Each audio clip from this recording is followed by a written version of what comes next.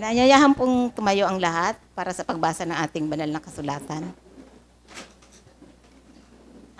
Sabi po sa mga gawa, 28:16 to 20, at nang mga kapasok kami sa Roma, si Pablo ay pinahintulutang mamahay na mag-isa, nakasama ng kawal na sa kanya'y nagbabantay. At nangyari, nang makaraan ang 3 araw, ay tinipon niya yaong mga pangulo ng mga Hudyo, at nang sila'y mga katipon na, ay sinabi niya sa kanila, Ako, mga kapatid, bagaman wala akong ginawang anuman laban sa bayan o sa mga kaugalian ng ating mga magulang, ay ibinigay akong bilanggo buhat sa Jerusalem sa mga kamay ng mga taong taga-Roma. Nang ako'y kanilang masulit na, ay ibig sana nila akong palayain, sapagkat wala sa aking anumang kadahilanang marapat sa kamatayan. Datapwat, nang magsalita laban dito ang mga Hudyo, ay nilapitan akong maghabol hanggang kay Cesar. Hindi dahil sa mayroon akong anumang sukat na maisakda laban sa aking bansa. Sanhi ng dahilang ito, tinawag ko kayo upang makipagkita at makipag-usap sa akin, sapagkat dahil sa pag-asa ng Israel, ay nagagapos ako ng tanikalang ito. Pagpalain po ng Panginoon ang pagkabasa ng kanyang banal na salita. Makakaupo na.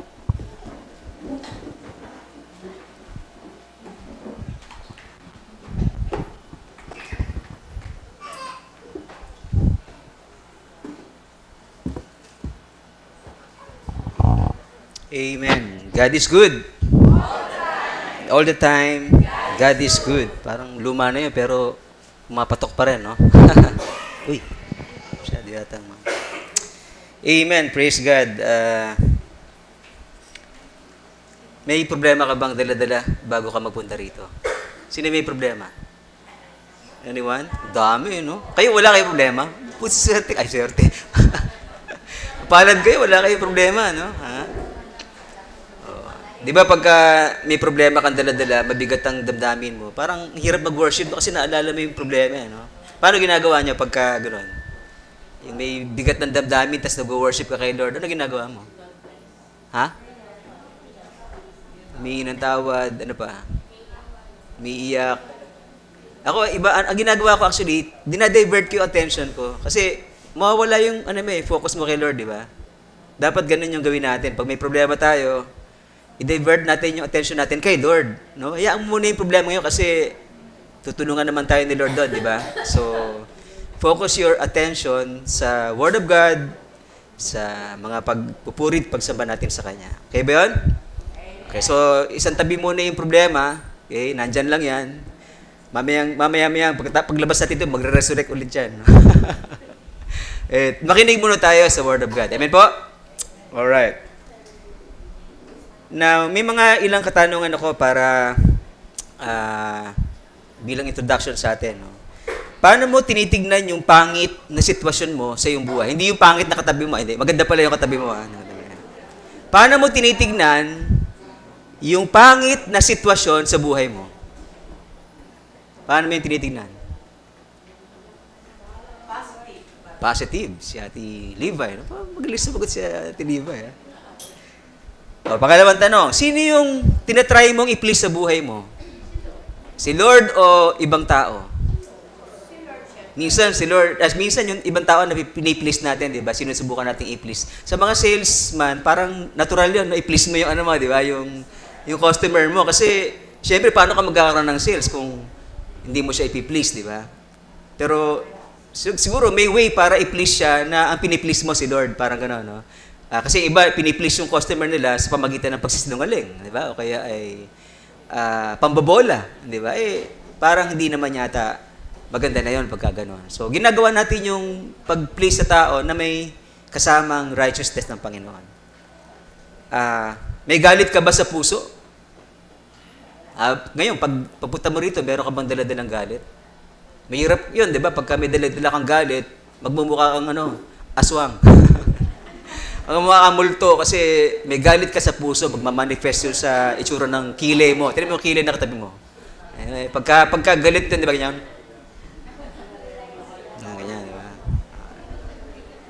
So, masarap na walang galit sa puso, no? Sapagkat payapa ka at kahit may problema, dapat maging loving pa rin tayo. Meron ka bang desire? Parang naisip mo lang na ikaw ay magiganti. Naisip mo na ba yun na magiganti? Diba, ang pagiganti kasi hindi kailangang masakit agad yung gagawin mo. Parang minura ka, ano gagawin mo? Yung iba, minumura din sila, di ba? So, paghihiganti rin yun kung tutuusin, di ba? So, ano kaya? Naghihiganti kaya tayo? May pag-asa ka ba ng buhay na walang hanggan? Meron ka bang ganong klaseng pag-asa sa sarili mo? Tinanong kanina yan, di ba? Ligtas ka na ba? Yan. Napakahalaga nung tanong na yun kasi walang saysay na tayo nagtagumpay sa ating negosyo, nagtagumpay sa ating karir, at yung kaluluwa naman natin ay papunta sa impyerno, di ba? So, kailangan matiyak natin na tayo ay merong kaligtasan sa ating Panginoong Yesus. Okay, so, ang title ng message for this morning ay Perspective, Righteousness. Dapat isingit dyan yung no to hatred and vengeance. Okay? And hope. Yan. So, mula po yan sa Acts chapter 28 verses 11 to 16. Okay? Makikita po natin yan sa ating pag-aaral sa umagang ito. Let's bow our heads in prayer. Heavenly Father, we thank you so much, Lord, for this time and opportunity that you have granted us once again. It's a privilege, Lord, and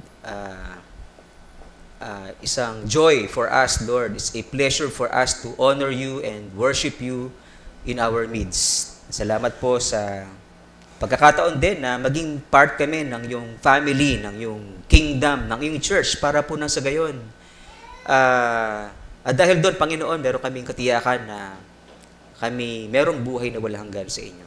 Lord, salamat po sa pagkapatawad mo sa amin, sa assurance ng eternal life na yung binibigay sa lahat ng mga nagsisisit, sumasampalataya sa inyo. Salamat po at sa bagang ito, ituturuan niyo po kami sa pamagitan po ng buhay ni Paul na pinag-aaralan po namin sa Book of Acts. Ito po aming dalangin sa pangalan ni Jesus. Amen. Okay. Let's begin with verse 16. Verse 16.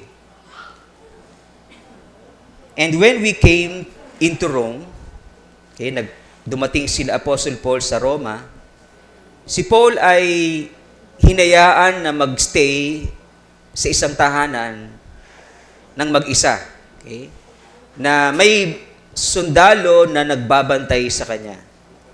Okay? Highlight po natin yung allowed to stay by himself, guarded. Merong soldier na nag-guard sa kanya. Okay? Now, of course, may context tong talatang ito, di ba, na alam po natin na itong Book of Acts ay isang story kung paanong ang gospel ng Panginoon ay lumaganap hindi lang sa Jerusalem, kundi sa Judea, Samaria, Judea, and to the uttermost part of the end. So, yung kwento po ng Book of Acts ay yung paglalaganap ng salita ng Diyos sa iba't ibang lugar hanggang sa dumating yon sa ating panahon. Right? At ipinapakita ron yung kapangyarihan ng Banal na Espiritu, no, kaya sila Apostle Paul ay nagpapagaling kasi kapangyarihan niya ang Diyos na para i-affirm yung kanilang message na tunay nga na sila ay mga lingkod ng Diyos na pinadala ng Panginoon upang ipangaral ang mabuting balita ng paghahari ng ating Panginoong Yesus. Okay. Pero sa kabila nun, nakita natin kung paano yung mga alagad ay nag-sacrifice, di ba? Nag-suffer sila sa kanilang paglilingkod sa Panginoon. Anong klaseng suffering yung naranasan nila? Nga? Nag-quiz tayo ng konti sa mga nag-aaral ng Bible School. Anong klaseng suffering ang naranasan ng mga apostles sa kanilang pangangaral? Biro magandang ginagawa nila, di ba? Nangangaral sila ng salita ng Panginoon para sa Panginoon na kanilang ginagawa, pero nakakaranas sila ng suffering. Ano yung suffering na yun? Persecution. Na-persecute sila or pinapersecute sila ng mga unbelievers na hindi naiintindihan yung gospel ng ating Panginoong Jesus. So, anong klaseng persecution nangyari sa kanila? Pinakulong sila, pinagpapalo sila, di ba? Kasi pag kinulong ka, papaluin ka doon, no? Yung palo na yun, talagang maraming lashes sa likod mo pagkatapos ng palo na yun. At ano pa? Gusto silang ipapatay. At eventually, naipapatay talaga sila. Hindi na rin isulat sa Bible, pero merong mga historians na nagpatunay na pinatay talaga sila dahil sa kanilang pangangaral kay Kristo. So sa mga panahong ito ay si Apostle Paul ay bilanggo. Hindi pa siya pinapatay, pero malapit na siyang ipapatay. Right? Pero mo, naglilingkod ka sa Panginoon, tapos ang presyo or ang premyo mo, gantimpala mo sa paglilingkod ay ano? Paghihirap. Di ba? Yung akusasyon. Actually, na-accuse siya dito, di ba? At balak na pawiin sa mundong ito. Gusto ng mga tao na maglaho na siya, mawala na siya sa lupang ito. Okay? So, kung magre-reflect tayo dito, bukod dun sa katotohanan na ang Book of Acts ay tungkol sa pangangaral ng salita ng Diyos na may pangaral sa buong mundo, ano yung may isip natin dito? Palagay nyo. Kawawa ba si Apostle Paul dyan? Kawawa naman si Apostle Paul. Palagay nyo. Naglilingkod siya, tapos bilanggo siya. Tama, no? Pwede sabihin kawawa siya, di ba? Marami sa atin, di ba, yung pag may problema, ang tingin sa sarili niya kawawa. Api. Ano tawag doon? Self-pity. Di ba? Self-pity. Marami sa atin ganoon. Pagka may problema sa buhay, ang kanyang take sa lahat ng ito ay self-pity. Maganda ba yun? Hindi siya maganda, di ba? Hindi siya healthy kasi magdudulot yun ng another problem sapagkat meron kang gagawin na tactless out of your self-pity. Di ba? Maraming gano'n sa karanasan natin na because of self-pity, nakakagawa tayo ng mga bagay na mali sapagkat galit tayo at the same time, naaawa tayo sa ating sarili. So, lumadala lang ang problema. So, laliman pa natin yung reflection. Ano kaya nakikita natin dito? Palagay nyo. Kawawa naman si Paul. Malagay ko hindi siya nagsa-self-pity eh. Ano kaya ang tingin niya sa mga nangyayari? Paano niya tinitingnan yung lahat ng ito? Ha?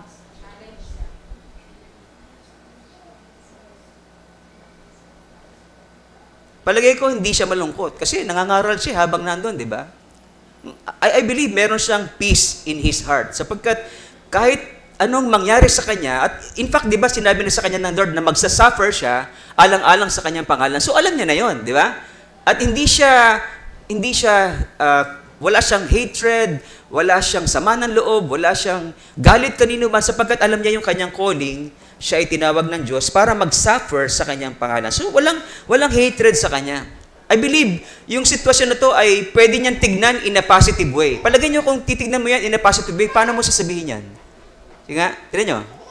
Paano mo kaya titignan yung sitwasyon ni Apostle Paul in such a way na parang titignan niya yun in a positive way? Sige nga, paano? Tignan nyo. Hinalight ko na rito, ano? He was allowed to stay by himself. Di ba? Di ba privilege yun na yung iba dapat doon ilagay sa kulungan yun, di ba? Pero he was allowed to stay. At meron pa siyang gwardya. Di ba? Maganda yun, di ba? Parang yung mga iba natatakot na manakawan sila, kailangan nila ng gwardya. Si Paul, may gwardya siya, di ba? In other words, yung ibang nagtatangka sa kanya pumatay ay hindi magagawa yun sapagkat may gwardya siya. Di ba, no? Minsan, hindi natin nakikita yun sa buhay natin, di ba? Pagka may problema tayo, nakafocus tayo dun sa self-pity natin. Kawawa naman ako. Naggaling. Grabe yung mga ginawa nila sa akin. Masasamang tao sila. Alam mo yun? Doon nakatuon yung ating damdamin. Kaya napupuno tayo ng galit. Hello? Di ba, no? Sa halip na tumingin ka pa sa ibang nangyayari sa buhay mo na may maganda naman, nakakakain ka naman, di ba? Meron ka pa rin mga kaibigan na umunawa sa'yo, pero dahil nakafocus ka dun sa problema mo, dun sa mga taong nangaapi sa'yo, dun sa mga taong nakagawa sa'yo ng kasalanan, punong-puno ka na ng ano? Galit sa iyong puso at dahil doon parang gusto mo nang sumabog, magiganti, di ba? Doon ang gagaling yan eh. Okay. So, ang point natin dito ay ito. Kahit parang pangit, parang ayoko nung pangit na salita, kasi baka sabihin, tayo yung sinasabi ko. Diba? Kahit parang hindi maganda yung sitwasyon, maghanap ka pa rin ng something positive. Di ba? Maghanap ka pa rin ng something positive. Okay? In other words, kung merong isang word na gusto ituro sa atin ni Lord dito, ano kaya yung isang word na yon sa English? Mahirap sa Tagalog kasi humahaba. Pag Tagalog, mahaba yung salitang yun. Think positive, pwede. Ano pa kaya? Endurance, ano pa? Ang nakita ko, magaganda yung sinabi niya, pero ang nakita ko ay perspective. Kasi nag-aral ako ng architecture, kaya perspective yung sa akin. Alam niyo, di ba, pag gagawa ka ng plano, meron kang perspective. Pero ibang perspective do, ah. At isa lang pala yung word niya pag sa Tagalog, no? Ano yung Tagalog niya? Ano? Isang word lang. Perspective, pananaw. Okay, pananaw. Alright? So, kung may hindi magandang sitwasyon sa buhay mo, pwede mong kontrolin yung pananaw mo. Di ba? Kasi, yung pananaw natin, pwedeng negative or pwedeng positive. Di ba? Nag-aaral na siya mag-drum. Talagang gagamitin natin ni Lord dyan, pag laki-laki niya. No? Okay. Alright. So, sabihin natin, perspective. Perspective. Okay? Paano mo tinitignan, no, yung pangit or hindi magandang sitwasyon mo sa buhay? Ikaw ba ay bitter or may galit sa ibang tao? Ikaw ba ay naghihimagsik at gustong maghiganti? Yung perspective mo ay siguro malaking tulong kung itatama mo yung pananaw mo. Ano? Yung mga tao na hindi tama yung kanilang perspective, pwedeng ganito yung mangyari. Punong-puno ng galit at paghihimagsik at paghihiganti. Hello? Di ba? No? Ganon. Para maalis yung galit na yon, yung paghihimagsik na yon, yung paghihiganti na yon, well, itama natin yung ating perspective. Marami pang pwede tayong ipagpasalamat sa Diyos bukod dun sa problema na mayroon tayo. Di ba? Now, dahil doon, siguro maganda pag-usapan natin, paano mag-isip ng mabuti sa isang negative situations. Ganda, no? Magandang tanong yan, di ba? Paano mag-isip ng mabuti sa isang negative situation? Katulad ni Paul, di ba? Nakabilanggo siya. Pero, happy ako. Bakit? May sarili akong tahanan. May gwardiya pa. Oh. Sa inyo kaya, palagay nyo, paano mag-isip ng mabuti sa isang negative na situation? Na? Number 1, natin ha, maghanap ng magandang bagay sa kabila ng mabigat na pagsubok. Ayun, sinabi natin kanina, di ba? Yan number 1. Maghanap tayo ng magandang bagay pa doon sa mga nararanasan ng pagsubok. Okay? Kami, may problema kami as a family, kung di nyo alam. Siyempre, hindi ko naman sabihin nyo. Diba? Pero tinin ako mabuti ron na merong isang pamangking ko na nag-heart dun sa sinabi ko na magaganda ang layunin namin magkakapatid. Diba? So, ang saya na pakaramdam ko kasi may nakita akong isang magandang bagay dun sa kabila ng mga problema na aming nararanasan. Diba? Kaysa naman dun sa, di ba, may problema na nga kayo, tapos palagi kayong pasaringan, di ba? Hindi maganda yon. Hindi matatapos ang problema niyo doon, di ba? Pero yung magsalita ka ng, alam ko merong gagawing maganda ang Lord, at maganda ang layunin nating lahat, ba? Maganda yon, di ba? At tapos merong sumusuporta sa iyo dun sa mga pananalitang yon. Sabihin, nakakaisa tayo na nananalangin tayo ng magandang bagay para sa ating family. So maghanap tayo ng magandang bagay, no? Nakwento ka na to, pero baka yung iba hindi pa alam eh. Merong isang pamilya, no? Yung nanay, siyempre yung mga nanay, di ba, natural lang naman sa kanila yung iisipin yung mga gastusin sa bahay, di ba? Yung dami na lang iniisip actually, di ba? Kasi sila yung gumagawa ng lahat halos sa loob ng tahanan, di ba? Kaya wag tayong magalit dun sa mga nanay natin na alam mo yung mga abroad sila lagi kasi siyempre marami silang iniisip, di ba? Pero itong nanay na to, yung asawa niya, medyo medyo parang kulang yung kanyang sweldo, ayan, kulang ang budget sa family. So natural na mainis yung asawa niya, 'di ba? Kasi wala silang bibiling pagkain, ganyan. So isang araw sila'y kumakain, tanghalian. Makain sila. Nanay. Nagagalit yung nanay. Sabi ng nanay, Ano ba yan? Wala pa kami panghapunan. Nagagalit siya kasi wala pa silang panghapunan. Pero kumakain siya, hindi niya pinagpapasalamat yung pagkain niya. Alam mo yun, di ba? Hindi niya nakikita yung magandang sitwasyon ngayon. Nakikita niya yung pangit na bukas. Okay, mamaya. No? Alam niyo yun, di ba? Pwede tayo maghanap ng pwedeng ipagpasalamat sa Diyos sa mga mabibigat na pagsubok natin sa buhay. Amen po? Sabi mo, paano ka kumain? Nagagalit ka ba kasi wala pang panghapunan? Hello? Tingnan natin yung maganda sa pangyayari sa buhay natin. Wag lang puro pangit. Yung mga pangit, siyempre, nandyan lang yan, pero ipag-pray natin. Yung gagawin natin sa mga pangit na nangyari, di ba? Mag-pray tayo at humasa na si Lord sasagutin yun. Amen po? Hello? Yeah. Okay? Halimbawa, walang trabaho nga yung asawa mo. Ano yung pwedeng tingnan mo dun sa pangyayari? Siguro pwede na sabihin na kahit paano may magulang ka. Meron sa ating mga yung mga teens yung ating mga YA, walang trabaho yung iba sa atin. Pero at least meron magulang ka na sa sandalan, di ba? Isang tamang pagtingin 'yon sa buhay na ng positive, di ba? O yung mga estudyante natin, walang baon kasi yung kanilang mga tatay, nanay ay hindi ganun kayaman, mahirap lang. So ano yung pwedeng tingnan mong positive? Mga estudyante? Sino estudyante sa inyo naglalakad lang, yung walang baon? May ganun, di ba? Na yung iba nga, si Enrile, kinuwento niya yung kanyang buhay. Nung elementary student siya, wala siyang tsinelas. Naglalakad lang siya papuntang school. Pero hindi siya kasing lungkot ng mga bata na nakakaawa naman ako, wala akong tsinelas. Pero mapasok pa rin siya. Masaya siya kasi nakakapag-aral siya. Ang sarap ng ganun tao, na kahit may problema, kaya niyang ngumiti dun sa sitwasyon ng kanyang problema. Yan, kasi meron siyang pwedeng iba pang tignan na masaya at maganda sa kanyang buhay. Nakakapag-aral ako. Diba? At alam ko, pagdating ng araw, magiging successful ako kasi pinag-aaral ako ng aking magulang kahit di nila kaya akong bigyan ng baon. Diba, no? Yeah.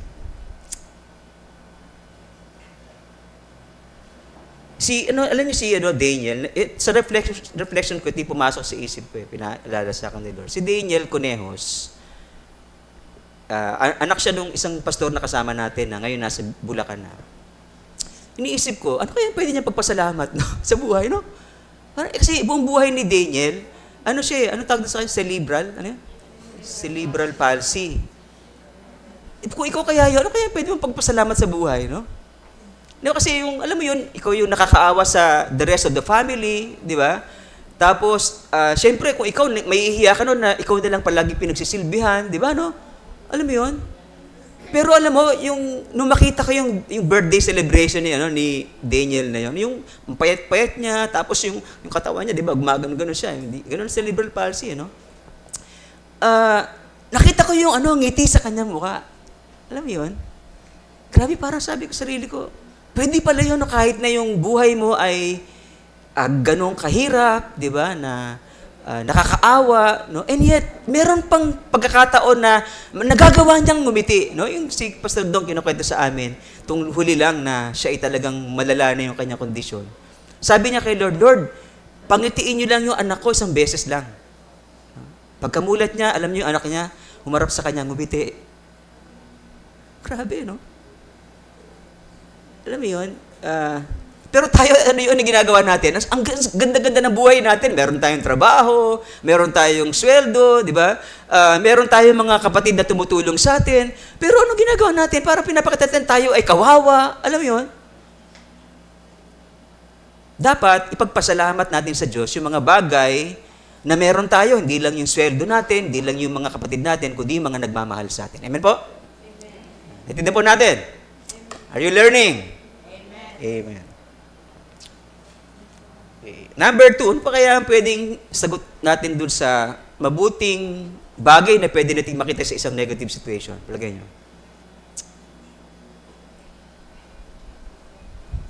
Number 2, isipin na may pwedeng gawin ang Diyos na mabuti sa anumang negative situation. Siyempre, kung minamahal natin siya. Alam natin yung verse na yun sa Romans 8:28, di ba, na God is working even in suffering for good, no? If we love Him. Yan yung interpretation niya, no? Kinuha ko yun doon sa ibang mga Bible scholars na, kasi minsan na-misinterpret yung Romans 8:28. Pero yung talaga interpretation nun, God is working even in suffering for our good. Okay.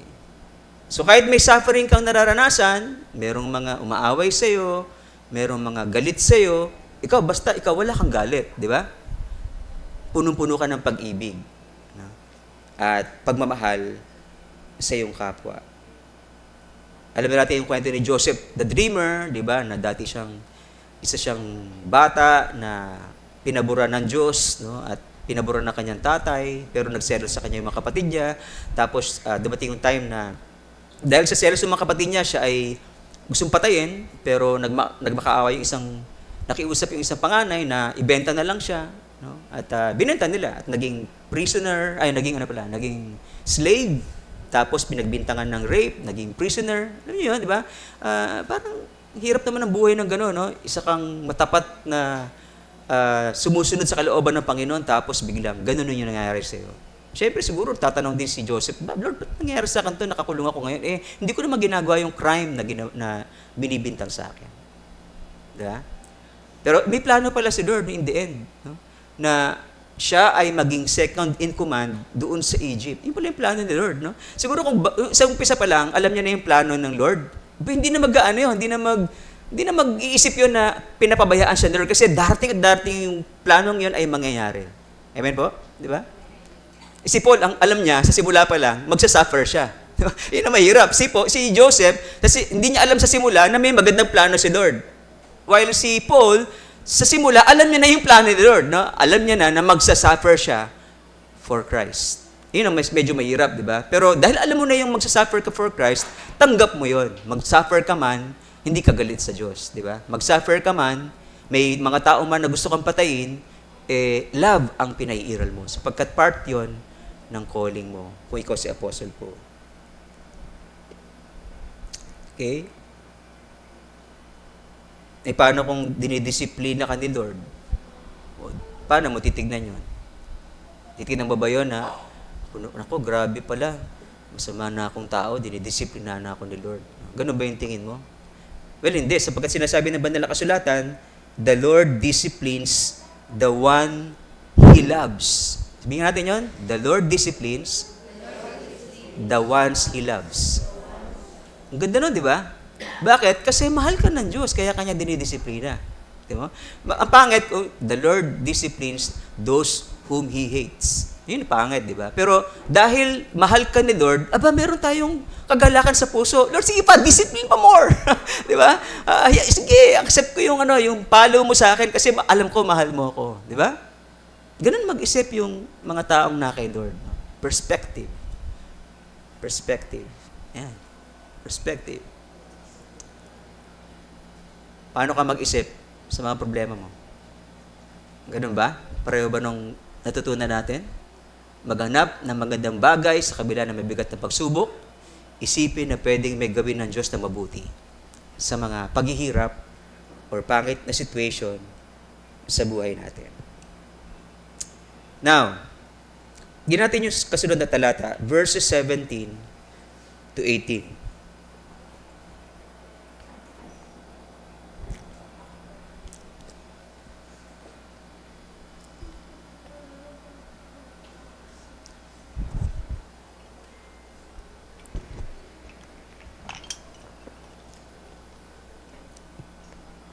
Verses 17 to 18. Pagkatapos ng 3 araw, pinatawag niya ang mga local leaders ng mga Hudyo. Okay? At nung sila nagkatipo na, sabi niya sa kanila, so on and so forth. I had done nothing against our people or the customs of our fathers. Wala akong ginawang masama sa ating mga kababayan o sa mga tradisyon, no, ng ating mga ninuno. Pero ito ako, binilanggo mula sa Jerusalem doon sa kamay, papunta sa kamay ng mga taga-Roma. So, nung in-examine na si Apostle Paul ng mga Hudyo, sabi niya sa kanyang patotoo, nung in-examine ako ng mga Hudyo, gusto nila akong palayain sapagkat wala naman silang makitang rason para ako'y hatulan ng death penalty. Ayan. Okay? So, ano nangyari dyan? Dinideclare ni Paul dun sa mga Hudyo na nandun sa Roma na si Paul ay innocent. No? Innocent. Innocent siya. Okay?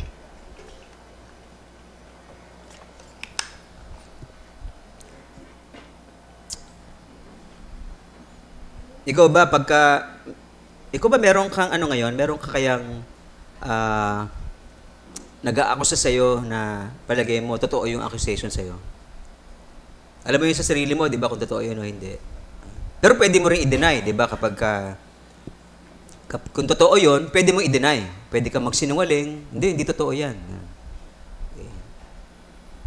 Siyempre, hindi tama yun, di ba? Pagka may accusation sa'yo at totoo yun, aminin mo. Yun ang tama. At si Paul, sa kanya, may accusation sa kanya pero hindi totoo. At na-prove yun ng mga Roman rulers na siya ay talagang innocent.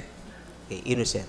Wala siyang kasalanang ginawa. Walang sapat na dahilan para siya ay hatulan ng kamatayan.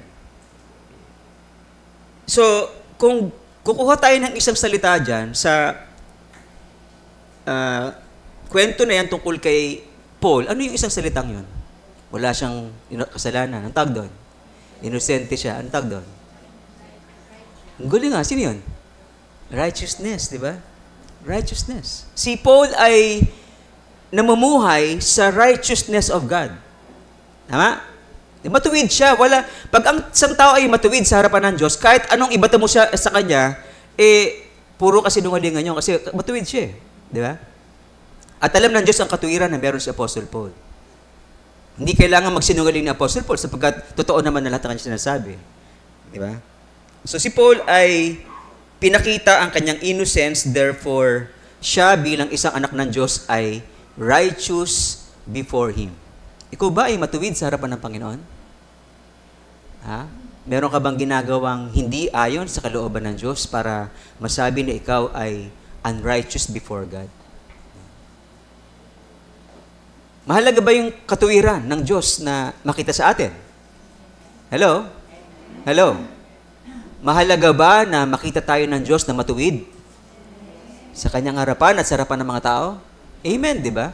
Importante yun na tayo ay maging matuwid sa harapan ng Diyos at sa harap ng mga tao. At si Paul ay ganito. Pinakita niya sa buong buhay niya, kahit siya ay nabilanggo, na siya ay innocent,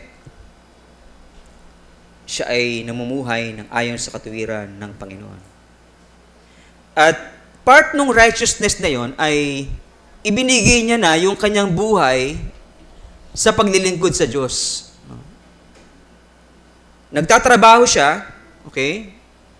At yung kinikita niya ay ipinanglilingkod niya sa Panginoon. Yun ang talagang matuwid, di ba? Nagtatrabaho siya, tapos yung kinikita niya, ginagamit niya sa ministry ng pangangaral ng salita ng Diyos. Napakatuwid, di ba, no? Grabe yung katuwiran. Kasi minsan, nagtatrabaho tayo, pero yung kinikita natin sa natin dinadala for personal pleasure. Di ba? Parang okay na sana kasi, di ba, maganda na sana yung buhay natin kasi meron tayong sweldo, meron tayong kinikita, kaya lang puro pang sarili yung ating ginagastos dun sa ating pera. Palagay niyo may righteousness doon? Parang kulang, di ba? Kulang ng righteousness, no? Masaya na yung mga magulang mo sapagkat ikaw ay nakapagtapos at meron kang degree at meron kang magandang kinikita. Di ba masaya sila? Kaya lang, kung for personal lang yung ginagawa mo, parang kulang ng righteousness yun. Si Paul, hindi, iba. Nagtatrabaho siya, tapos binibigay niya yung kinikita niya para sa gawain ng Panginoon. Buo yun, no? Wala siyang kinukuha doon. Kinukuha niya doon yung pagkain niya. No? Wala naman siyang asawa at mga anak. Kaya talagang all out yun for the ministry. Grabe, no? Grabe ang katawiran na meron si Apostle Paul. Tama ba yung ginagawa mo sa buhay? Meron ka ba mga transactions na may konting halo ng kalikutan ng isip? Alam mo yun, yung mga baluktot na transaksyon. Meron bang naiisip na gano'n minsan? No? Or pag-exam, nangungopia ka ba? Alam mo ba na yung pangungopia ay hindi ayon sa kalooban ng Panginoon? Ha? Mon, alam mo ba yon na ang pangungopia at saka yung pagsi-cellphone pagka hindi kalooban ng Panginoon? Ha? Okay. So, yung mga asawa, kayo ba ay loyal sa inyong mga asawa? Ha? Hindi ba kayo nagbabalak minsan na mga liwa? Ha? Kanan lang lagi, kanan. Kanan nga, pero nasa kaliwa naman asawa mo, paano yun? Dapat, kung nasa nyo asawa mo, yung direction mo, di ba? Kung nasa kanan, kanan ka. Pag sa kaliwa, kaliwa naman, di ba? Okay. Yung mga anak, ginagalang nyo ba ang inyong mga magulang? Ha? O minsan, nawawala yung paggalang. Minsan, nababastos sila. Kaya minsan nagagalit yung magulang natin, wala namang, may rason naman, di ba? Kaya sila nagagalit minsan dahil kulang tayo sa paggalang, di ba? Tamad tayo ng kaunti, yung iba madami, tamad ng madami, no? Kaya nagagalit sila sa atin, di ba? May rason yung mga kanilang paggalit. Yung mga kasambahay, kayo ba ay mapagpakumbaba? Pagka pinagalitan, yes ma'am, yes po. Alam niyo sa amin, iba yung treatment namin sa katulong.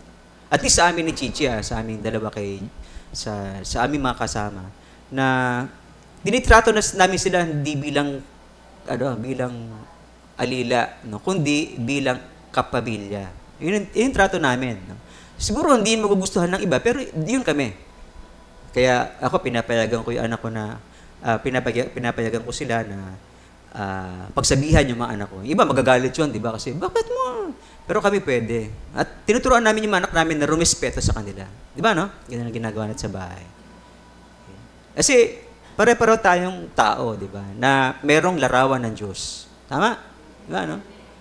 Kaya dapat yung respect natin sa isa't isa ay nandun. Pero syempre, hindi naman natin papayagan yung mga disrespectful, di ba, na pagpapakita ng anak at saka nung kasama natin sa bahay na tinuturing natin na family. Okay? Right. So, matuwid ba para sa iyo ang halimbawa, magbigay para sa gawain ng Panginoon? Kasi nga, di ba, si Paul pala yun. Si Paul, siya ay nagtatrabaho, tas yung kanyang kinikita, dinadala niya sa ministry. Matuwid ba yun para sa'yo? O kinokontra mo yun? Iba kinokontra yun, di ba? Actually, iniisip ko rin, no? Baka siguro kaya yung iba ay kinokontra yung pagbibigay ng tithes para ano? Ha? Para hindi mag-tithes. Di ba? Alam mo yan, parang si pastor tuturo ng tithes. Masama yun, di na tayo, nasa New Testament na tayo. Yung pala ayaw magbigay. Yung pala yun. Ano yun? Sana hindi tayo gano'n, na kinukontra natin yung salita ng Diyos alang-alang na to serve our purpose. No? Hindi naman kalooban ng Panginoon. Nagbibigay tayo kasi masaya tayo na makatulong sa gawain ng Panginoon. Na may pangaral ang kanyang salita sa lahat ng mga tao. So, magandang tanong dito, sa righteousness, paano lumakad sa katuwiran ng Diyos? Alam mo ba yun? Paano? Paano ginagawa mo para makalakad ka sa katuwiran ng Diyos? Sige nga, ating Bible student. Paano lumakad sa katwiran ng Diyos? Ano ginagawa mo para makalakad ka sa katwiran ng Diyos? Gusto mo ng help? Ano ito doon? Green mo na yan. Call a friend. Sino? Palagay nyo. Paano lumakad ayon sa katwiran ng Diyos? Number 1. Walang sasagot? Makinig sa guidance ng Holy Spirit. Tama, di ba? Doon ka agad makinig sa guidance ng Holy Spirit. Okay? Dapat laging Holy Spirit ang hinihinga natin ng direction. Kasi yung ibang tao pwedeng ang tuturo nila or sinasabi nila ay yung mga worldly principles. Meron naman magandang principles sa mundong ito na pwede natin kunin kasi sumuswak siya dun sa salita ng Diyos. Pero marami sa worldly principles ang hindi pasok sa salita ng Diyos. Kaya mag-ingat tayo. Kaya importante na tayo ay laging nagme-meditate, nagre-reflect sa Word of God at makinig sa gabay ng Holy Spirit na galing sa Word of God.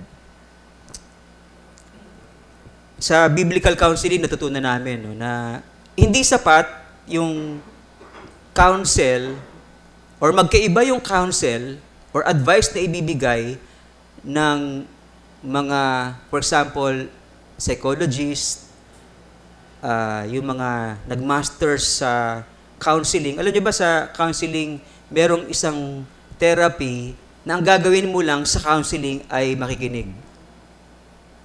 Alam mo yun? Wala kang gagawin kundi makinig lang. Hindi ka magsasalita. Ano ka lang, mag-a-agree ka lang. Okay? Okay? I understand. Ano pa? Okay? Gaganon ka lang. Nakikinig ka lang. Wala kang sasabihin. Para sa kanila, yung exercise na yun ay therapeutic.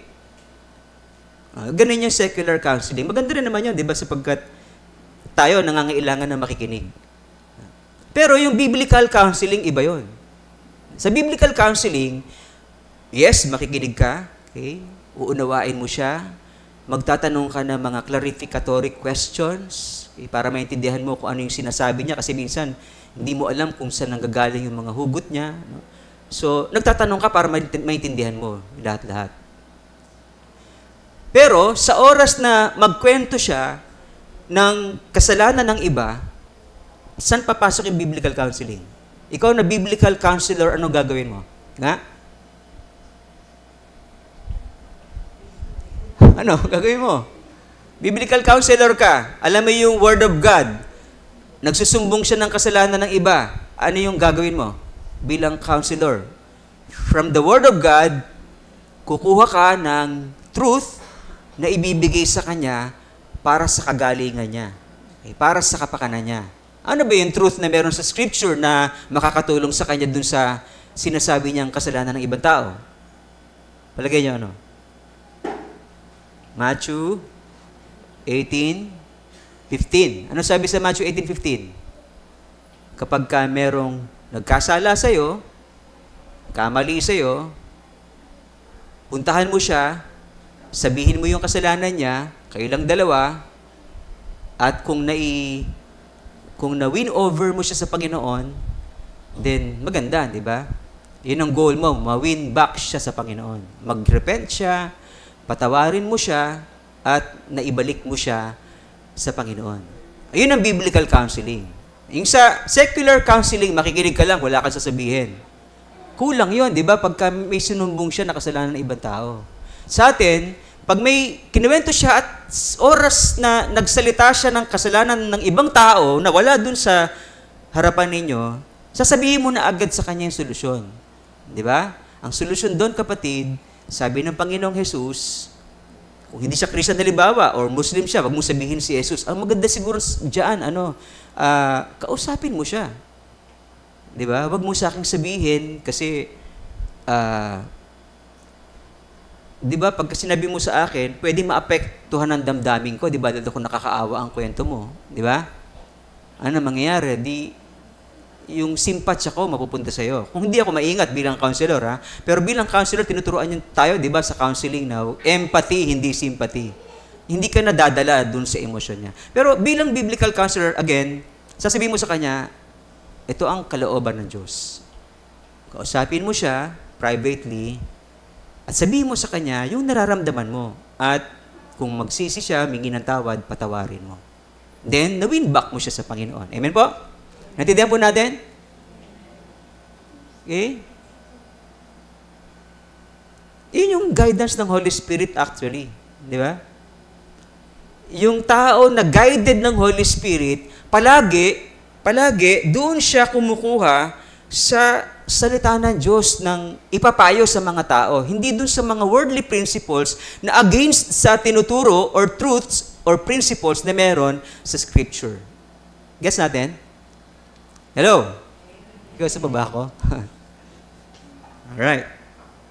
Kaya naman, pangalawa, syempre, dahil nakikinig tayo sa Holy Spirit, mag-stick tayo dun sa truths or principles na tinuturo ayon sa Scripture, ayon sa Bible. Di ba? Yung number 1 and 2, hindi pwedeng paghiwalayin yun.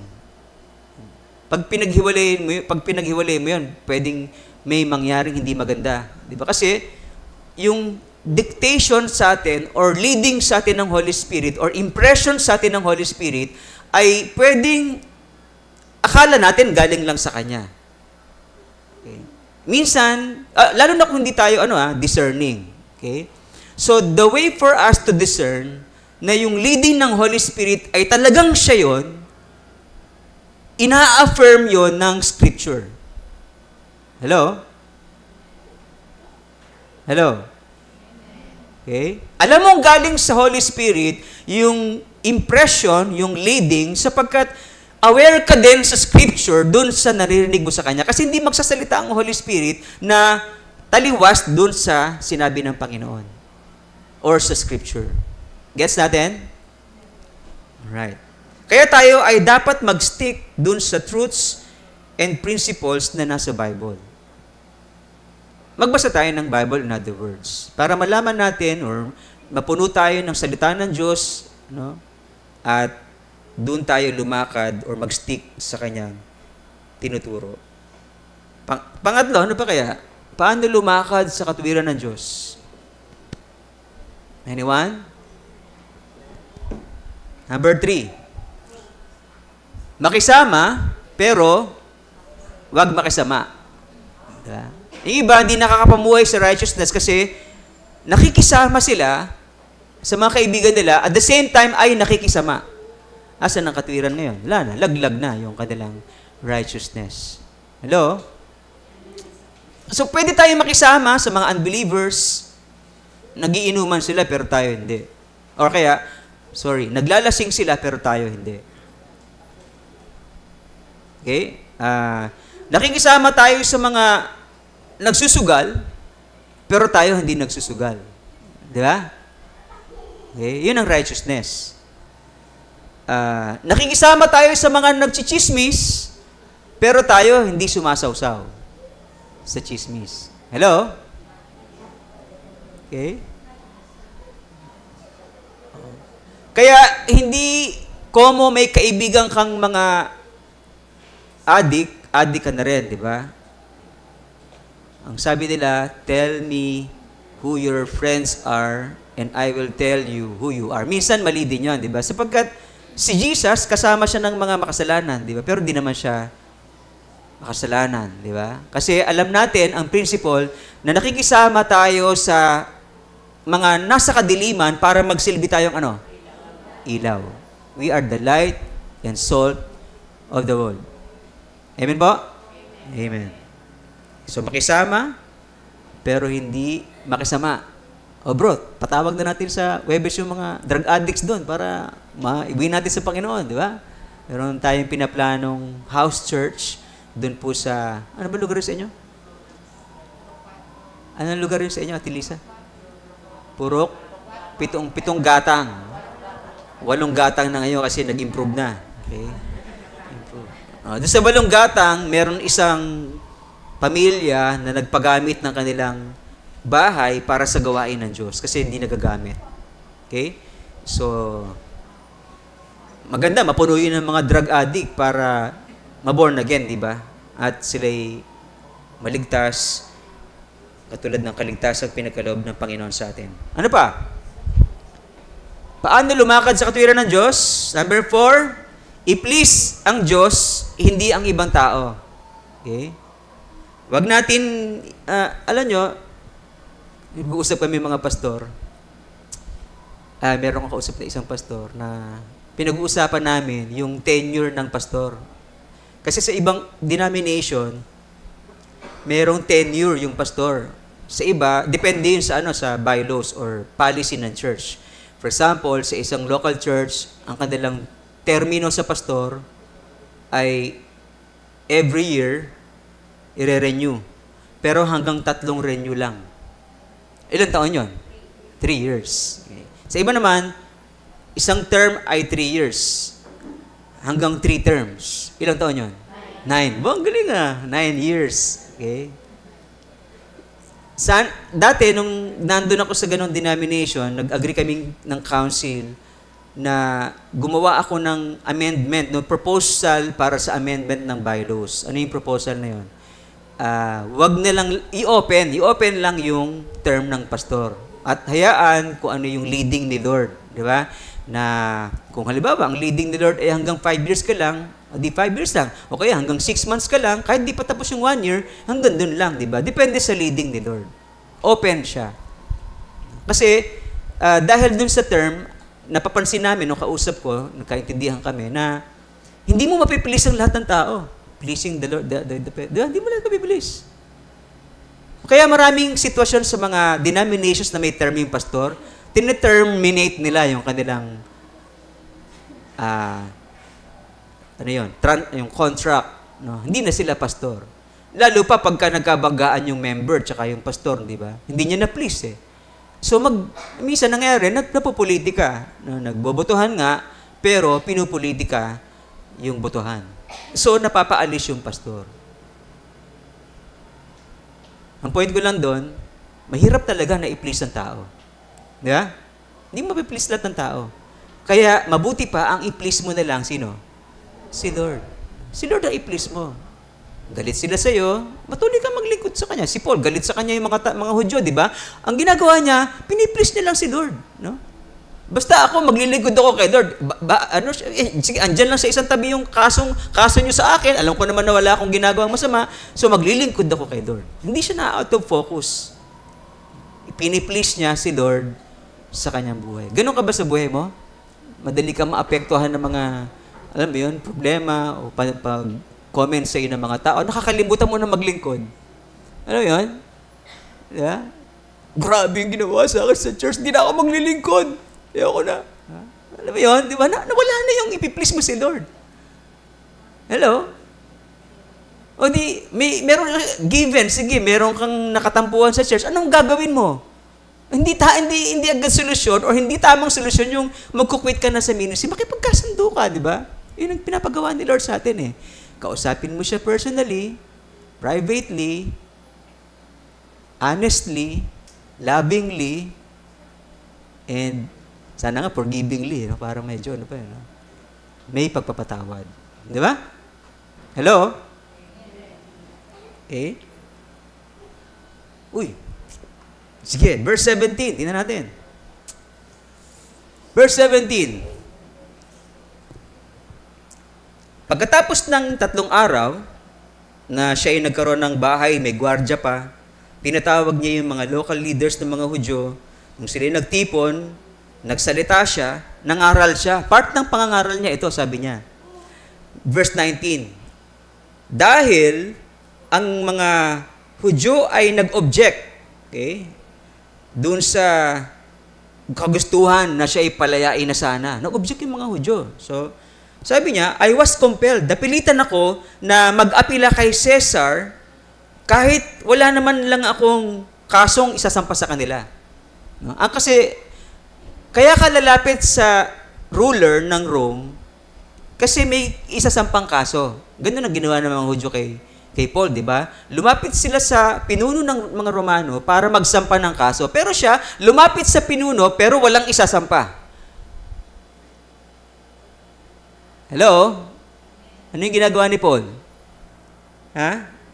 Ano yung pinapakita ni Apostle Paul dyan? Yung mga kalaban niya, nagsasampa ng kaso, lumalapit kay Caesar para magsampa ng kaso sa kanya kasi galit sila sa kanya. Si Paul nagpupunta sa Roman ruler para ano?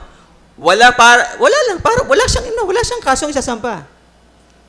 Yung iba, galit na galit sa kanya, nagsasampa ng kaso, lumalapit sa Roman ruler para magsampa ng kaso. Siya, lumapit sa Roman ruler, wala siyang galit sa puso. Hindi siya magsasampa ng anumang kaso. Anong tawag doon? Anong tawag doon? Wala siyang galit, di ba? Wala siyang galit sa puso at hindi siya vengeful. Yan. So, mahaba-haba ng konti. Hindi ko na kayang paiksiin yan eh. No to hatred and no to vengeance. Diba? Si Paul, walang bahid sa puso niya. Wala siyang kabalak-balak na magiganti.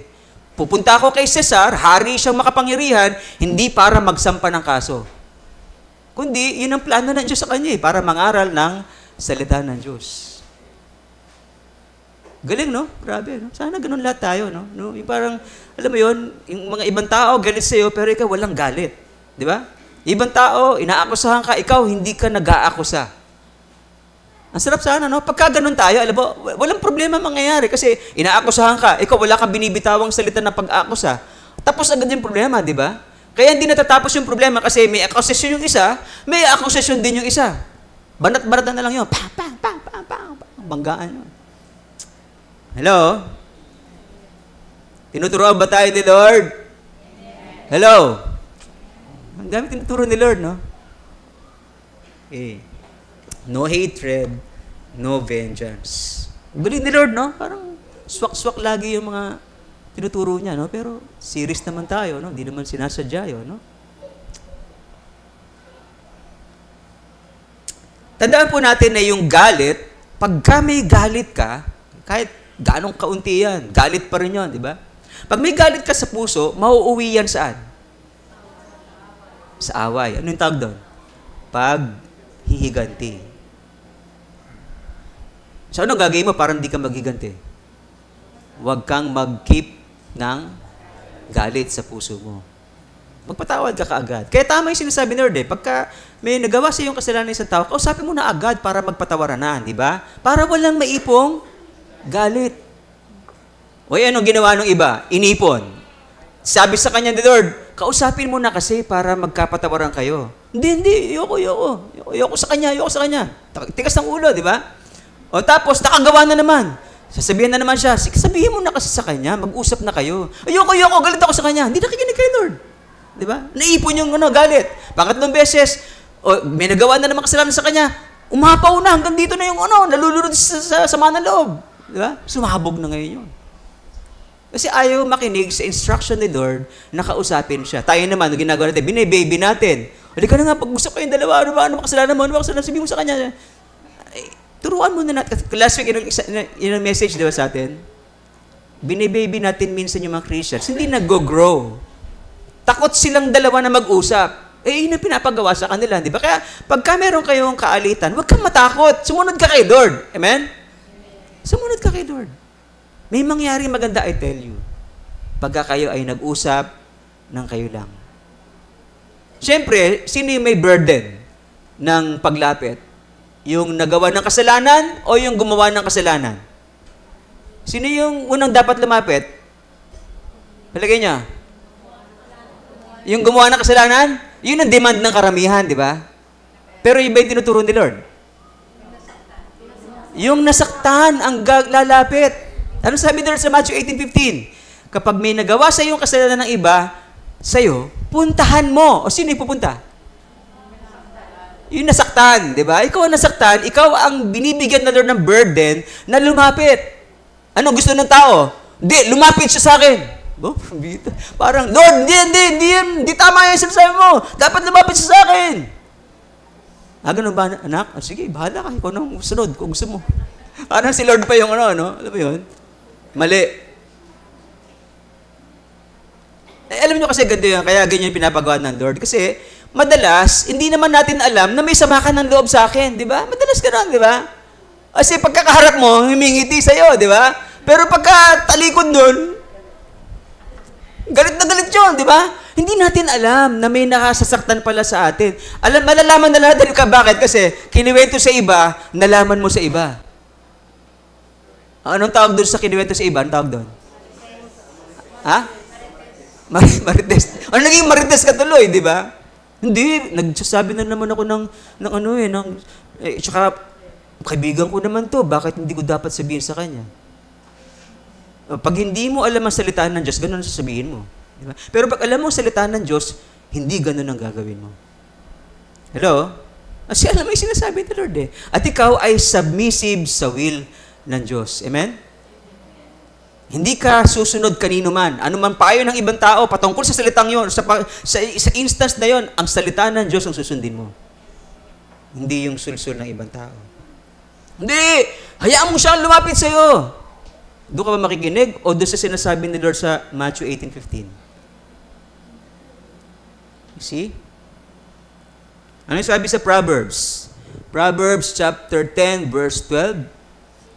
Ang galit ay nagbubunsod ng kaguluhan. Pero ang pag-ibig ay tinatakluban ang lahat ng mga kasalanan. Grabe, no? Galing, no? Pagka may galit ka sa puso, alam nyo kasunod niyan, away. As hindi ka marunong magpatawad eh. Pero pagka ikaw ay punong-puno ng pag-ibig, yung kasalanan, tinatakluban yon. Hanggang kailan? Hanggang ilan kasalanan pwede nating pagbigyan? 2, 3. Tatlo lang tayo minsan, di ba? Nakuha natin sa kultura yun ng ating mga ginawa ng mga magulang sa atin. Pero si Jesus iba. 70 times 7. Ilan yun? Dami no? Dami. Minsan, hanggang 3 pa lang yung nagagawa kong kasalanan, ayaw na sa akin ng tao. Or sa'yo. Hindi maganda, di ba? Hindi yun ang kalooban ng ating Panginoon.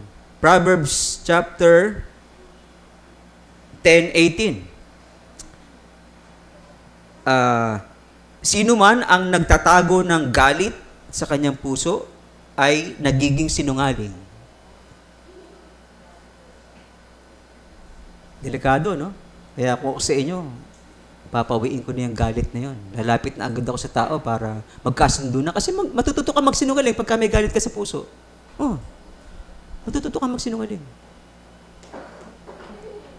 Kasi ayaw mo mabuking. Diba? Or gagawa ka ng kasinungalingan para mapasama yung ibang tao. Okay. Ano pa?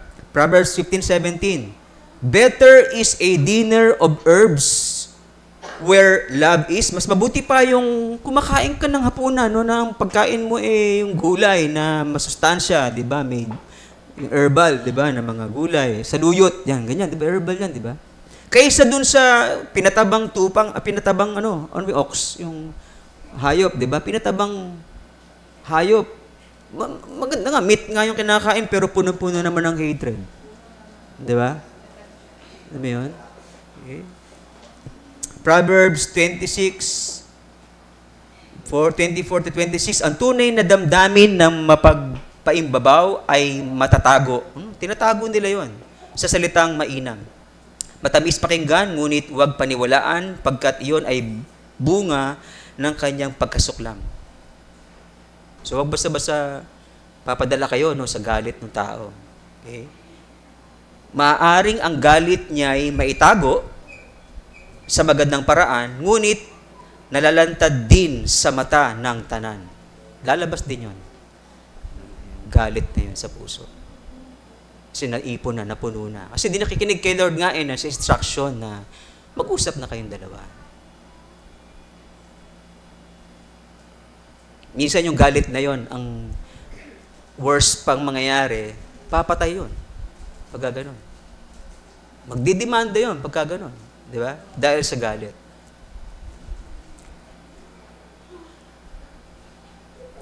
So, siguro magtanong tayo sa sarili natin, no? Meron ka bang galit sa puso dahil may nagawa sa iyong mali ng ibang tao?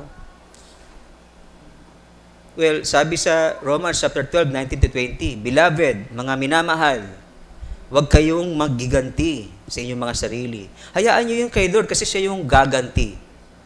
The Lord will repay, says the Lord. Sa kabilang banda, on the contrary, kung meron kang kaaway, pakainin mo. Di ba? Yung iba di maintindihan yun, yung gracious ka dun sa isang nagkamali. Hindi nila maintindihan yun. Pero yun yung tinuturo ni Lord, di ba? May kaaway ka, pakainin mo. Alam mo, pag pinakain mo yung kaaway niya, magagalit sa iyo, di ba? Kasi pinapakain mo yung kaaway niya eh. Magalit yun. Hindi ka na magpapakain. I-withhold mo na. Paano yung sinasabi ni Lord? Pakainin mo ang iyong kaaway. Pero ano yung sense ni Lord sinasabi doon? Kasi habang pinapakain mo yung kaaway mo, para kang naglalagay ng baga sa kanyang udulan. May ihiya yun. Bakit ba ganito yung taong to? Ba't ganito si pastor? Mali na nga ginagawa ko, maganda pa yung pinapakita sa akin. Alam niyo yun? Di ba? Mag-iisip yun. Either dahil naisip niya yun, either mag-repent siya o abusuhin ka. Di ba? Dalawa? Pero pag inabuso ka niya, sakali mang inabuso ka niya, hindi ibig sabihin na sobrang bait mo. Lumalantad ang ugali niya. Di ba? At mananagot siya kay Lord. Tuloy mo lang yun sa'yo. Di ba? Gumawa ka ng mabuti sa gumagawa sa'yo ng masama. Sa verse 21, huwag kayong magpatalo sa kasamaan, bagkos talunin nyo siya ng kabutihan. Okay? In closing, sa verse 17, when they had gathered, sila nagsama-sama na, he said to them, for this reason, therefore, gusto ko kayo makita para sabihin sa inyo, yamang dahil sa pag-asa ng Israel, kaya ako nasa chain na ito, nakabilanggo. Dahil sa pag-asa ninyo ng mga Israelita, kaya ako nakabilanggo. Okay? So in other words, kung meron tayo isang salita dyan, yung word na hope. No? Merong hope ang Israel ng kaligtasan. Okay? Pero alam natin siyempre na yung hope na yon ay hindi lang para sa Israel. Alam natin na yung kaligtasan, yung buhay na walang hanggan na binibigay ng Diyos ay una sa mga Hudyo, pero pangalawa also for the Greek. Tayo yon, di ba? Kahit Pilipino ka, parte kanyang Greek na yan. Okay? Tayo yung mga pagano na merong bahagi din dun sa kaligtasan na unang ipinahayag sa mga Hudyo. Okay? So meron tayong pag-asa ng buhay na walang hanggan. Meron tayong katiyakan na tayo dadalhin ng Diyos sa huling araw sa kanyang kaharian upang magharing kasama niya. Okay? Sinisigurado yun ng Panginoon sa kanyang mga alagad. Sabi niya sa mga kanyang alagad, bago siya umakyat sa langit, huwag kayong mabalisa, huwag kayong matakot. Sapagkat sa bahay ng aking ama ay maraming silid at dadaling ko kayo sa bahay ng aking kama. Babalik ako para dalhin kayo doon. Tinitiyak ng Panginoon ang kaligtasan ng lahat ng mga nananalig sa Kanya. Kaya ito yung alalahanin mo. Basahin natin sabay-sabay. Ready, go.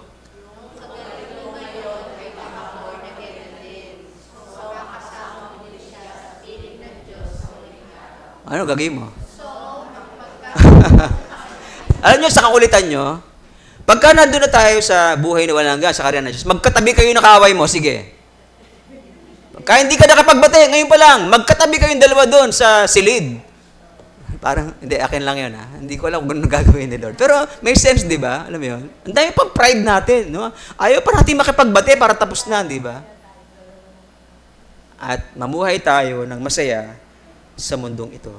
Okay. So, perspective, number 1, maghanap ng mabuti sa mga pangit na sitwasyon. Pangalawa ay righteousness, mamuhay sa katuwiran sa harap ng Diyos at ng mga tao. Then, no hatred, no to hatred, ka na mag-ipon ng galit sa puso mo at ng paghiganti, no? Pag-ibig lang, no? Love lang. Forgiveness and reconciliation. And, of course, yung hope na meron tayo sa Panginoon. Panghawakan natin yung pangako ng Lord na meron tayong buhay na walang hanggan dahil sa pananampalataya natin sa Kanya. In closing, sa verse Titus chapter 2, 11-13, sapagkat inihab ng Diyos ang Kanyang kagandahang loob na nagdudulot ng kaligtasan sa lahat ng tao. Inihintay natin ang ating inaasahan or yung blessed hope. Ano yung blessed hope na yon? Ang dakilang araw ng pagpapahayag sa ating dakilang Diyos at tagapagligtas na Jesucristo sa gitna ng kanyang kaningningan. Tayo pong lahat ay magsitayo. Tayo po ay patuloy na makinig sa ating Panginoon. The Lord is here through the Holy Spirit. Kasama natin siya at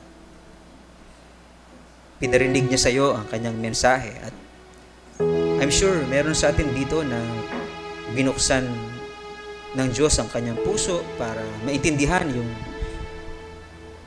salita ng Panginoon na nagbibigay ng pag-asa. Maaring siguro habang sa preaching, napapansin mo na ako yata yung pinapatukuyan ni pastor. Ako yata yung merong problema na nalulunod sa problema. Maaring ikaw ay ganun ang buhay mo ngayon. Lulunod ka sa problema. Siguro, dapat naintindihan mo na ngayon na maghanap ka pa ng mga magagandang bagay na meron sa paligid mo. Pagpasalamat mo kay Lord yung mga nangyayari sa iyo sapagkat alam mo na si Lord hindi ka niya pababayaan. Marang iba sa atin na bumuhay sa kabaluktutan, kasalanan. Tinatago natin yung makasalanan natin at ayaw nating makinig sa mga magulang natin, sa mga saway nila, nagre-rebelde pa tayo. Well, panahon na para magsisi ka, tanggapin ang mga kasalanan mo, humingi ka ng tawad sa mga taong nagawan mo ng kasalanan, at sa Diyos na nakakakita ng ginagawa mong kasalanan. At ang Diyos ay handa kang patawarin sa iyong mga kasalanan. Maaari may galit ka sa puso sa iyong kapwa. Ibigay mo na kay Lord dyan. Surrender mo na yung galit na yan. Tinuturuan ka ng Lord ang dapat mong gawin. Makipag-usap ka sa taong nakagawa sa iyo ng kasalanan. Huwag mong pagsabi sa iba kasi lalong hahaba yan, lalong lalala. Lumapit ka doon sa taong nakagawa sa iyo ng kasalanan. Humingi ka ng tawad. At I'm sure, sabi mo sa kanya at alam ko, hihingi yun ng tawad sa iyo. Patawarin mo siya. Ano yung kasalanan na nagawa niya sa iyo? Kung may nagawa kang kasalanan sa kanya, humingi ka rin ng tawad. Wag kang maghihiganti. Baka naisip mo sa sarili mo na may paghihiganti sa puso mo. Gagawin ko to kasi ang sasama nila. Well, wag kasi di yan ang kalooban ng Panginoon. Ang Lord ang magtatanggol sa atin. Pagkatiwala natin sa Kanya ang lahat. At ngayon, siguro kung meron sa atin dito na wala pang katiyakan ng kaligtasan, kanina tinanong, ligtas ka na ba? Ano yung sinagot mo? Ano yung naisip mo? Baka naiisip mo na siguro sa impyerno ko pupunta pagka ako'y namatay. Yun ay palatandaan na wala kang katiyakan ng kaligtasan. At hindi mo alam ang salita ng Diyos. Kaya kailangan mong tanggapin ang salita ng Diyos. Kailangan mong tanggapin ang mabuting balita. Ano yung mabuting balita na yon? Na si Jesus ay namatay para sa iyo. Nabuo sa kanyang dugo para mapatawad ang lahat ng kasalanan ng tao kung sila'y lalapit sa Diyos. Kung sila'y magpapakumbaba at hihingi ng tawad sa Panginoon, sila'y papatawarin ng Panginoon. Ikaw ngayon, kung meron kang kasalanan sa Panginoon, kung alam mo na ikaw ay makasalanan at inaamin mo yun at lalapit ka sa Diyos sa may pakumbaba, nakahanda ang Diyos na patawarin ka sapagkat siya'y matuwid. Handa kang patawarin ng Diyos sapagkat siya'y punong-puno ng awa. Lumapit ka lang sa Kanya kahit ngayon. Siguro pwede mong gawin para ipahayag yung pagsisisi mo at pagtanggap sa Panginoong Yesus bilang Panginoon at tagapagligtas. Pwede mo itaas ang kamay mo sa Panginoon. Sabi mo, walang ibang makakakita, ikaw lang. Nakapikit tayong lahat. Sabi mo kay Lord, Lord, tinataas ko po ang kamay ko sa inyo. Tanda ng aking paghingi ng tawad sa inyo. Humingi po ako ng tawad sa aking mga kasalanan. Gusto ko pong patawarin niyo po ako, Panginoon. Gusto ko po na magkaroon ako ng katiyakan ng buhay na walang hanggan na pinapangako mo sa iyong salita. Kung ito yung dalangin ng puso mo, just raise your hand to God. God is here. God knows what's in your heart. Just humble yourself to God and He will forgive you. He will give you eternal life. Kung ikaw ay maghihingi ng tawad sa Kanya, just raise your hand to God. Amen. Praise God. Yung mga tumaas sa atin ang kamay. So Lord, nakikita mo po ang kamay ng mga anak mong ito na nanunumbalik sa inyo, Panginoon. Pinapahayag nila, Panginoon, sa kanilang puso ang kanilang paghingi ng tawad. At ngayon, Panginoon, dahil nakita mo ang kapakumbabaan nila, ay ibinibigay mo, ginagawad mo sa kanila, Panginoon, ayon sa iyong pangako, ang kapatawaran sa kanilang mga kasalanan. Sabihin mo nga sa Panginoon, sa salitang ito, Panginoon, patawarin niyo po ako sa aking mga kasalanan. At nagpapasalamat po ako sa iyong biyaya ng kapatawaran. Panginoon, binubuksan ko po ang pintuan ng aking puso para sa iyo. Tinatanggap kita bilang aking Panginoon at tagapagligtas. At mula ngayon, ikaw na ang maghari sa aking buhay. Maghari ka, Panginoon, sa aking buhay. Hindi na yung gusto ko yung masusunod. Hindi na yung kapresyo ko ang masusunod, kundi ang kalooban mo sa aking buhay. Ikaw na aking susundin, mamahalin at paglilingkuran mula ngayon. Ikaw na ang hari ng aking buhay, Panginoon Jesus. Lord, salamat. Sige po, baba niyo na po ang inyong mga kamay. Salamat, Lord, sapagkat dininig mo ang mga dalangin po namin. Nagpapasalamat kami sapagkat tapat ka sa iyong mga pangako. Totoo ka sa iyong salita, Panginoon, na ang sino mang humingi ng tawad sa iyo, pinapatawad mo sila, Panginoon. Sino mang tumatanggap sa iyo bilang Panginoon tagapagligtas, ikaw ay tumatahan sa kanila sa pamamagitan ng Banal na Espiritu. Tinatahanan niyo sila, Panginoon, ng iyong Santong Espiritu sa mga sandaling ito, sapagkat bukal sa kanilang puso ang kanilang pagsisisi at ang kanilang pagtanggap sa inyong anak na si Jesus. Salamat po. Salamat po sa kapatawaran. Salamat po sa buhay na walang hanggan. Salamat sa pangako mong ito, Panginoon. At patuloy po sa aming buhay, magpapasalamat kami sa inyo. Patuloy po sa aming buhay, ikaw ang aming paglilingkuran, susundin, mamahalin, Panginoon. Kami pong pinapagpasalamat din yung mga may birthdays, Panginoon, anniversaries. Lord, salamat po sa dagdag na taon sa kanilang buhay. Bless them, Father God. Their life, their family, their ministry, Panginoon, bless niyo po sila. Yung mga may karamdaman po sa amin at nangangailangan, Lord, we continue to lift them up to you in prayers. Every Wednesday, we pray for them by names, Panginoon. You know them, and we pray that you would bless them, Panginoon, with healing, oh God, and your favor, Panginoon, para sa kanila. Lord, dalangin po namin ng mga nasa abroad, patuloy po silang pagpalain. Mga nagbe-bless din po sa amin, Lord, para yung ministry mo ay magpatuloy sa Pilipinas, Lord. Lord, salamat po sa buhay nila. Pagpalayan niyo silang patuloy. Kanilang pamilya, negosyo, hanapbuhay. Maging yung mga nasa Pilipinas, Panginoon, yung mga sumusuporta sa iyong gawain, Panginoon, alam mo po ang reward na meron para sa kanila. Meron kayong inalalaan, Panginoon, na reward para sa kanila. Lord, we receive your reward in Jesus' name. We thank you, Panginoon, paano kami i-bless mo sapagkat ginagawa namin ang tama sa inyong harapan.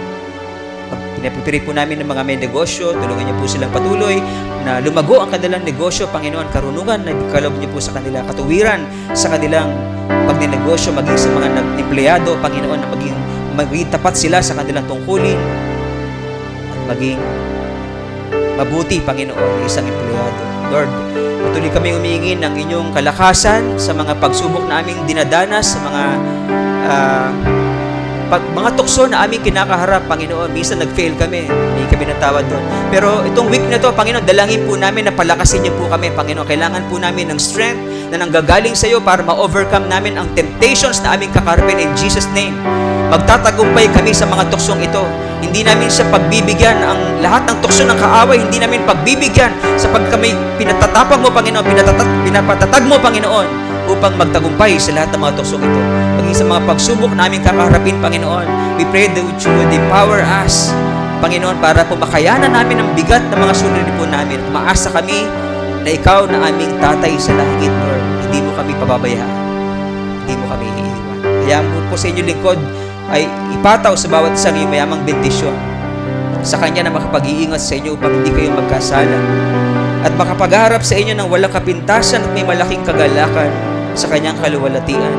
Sa isang Diyos na ating tagapagligtas, sa pamagitan ng ating Panginoong Jesucristo, sa Kanya ang kapurihan, sa Kanya ang karangalan, kadakilan, kapangyarihan, mula pa nung una, ngayon, at magpakailanman. And all of God's people say, Amen. Amen. God bless everyone.